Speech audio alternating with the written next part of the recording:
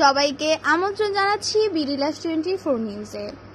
শুভাঢাই union ৫ নং word BNP অঙ্গ ও সহযোগী সংগঠনের আয়োজনে দোয়া ও ইফতার মাহফিল। বিডি লাইভ 24 নিউজে রিপনের ক্যামেরায় এবং মাসুদ মৃধা পাঠানো তথ্যচিত্রে বিস্তারিত।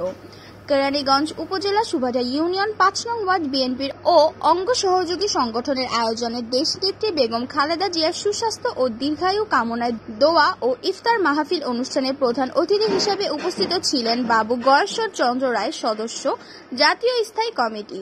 বিশেষ অতিথি হিসেবে উপস্থিত ছিলেন অ্যাডভোকেট নিপুণ রায় চৌধুরী, জাতীয় নির্বাহী কমিটি, সাধারণ সম্পাদক ঢাকা জেলা বিএনপি, সভাপতি কেরানীগঞ্জ উপজেলা দক্ষিণ বিএনপি।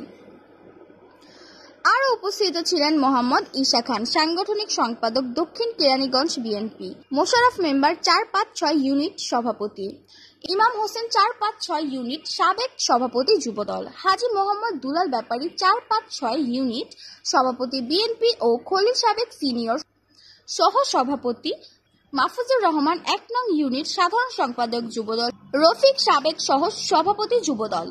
উপস্থিত ছিলেন মোহাম্মদ শাহিন আহমেদ, সভাপতি দক্ষিণ কেরানীগঞ্জ থানা শ্রমিক দল। আরও উপস্থিত ছিলেন ছাত্রদল, যুবদল, কৃষক দল, তাঁতি দল, স্বেচ্ছাসেবক দল, বিএনপি নেতাবৃন্দরা।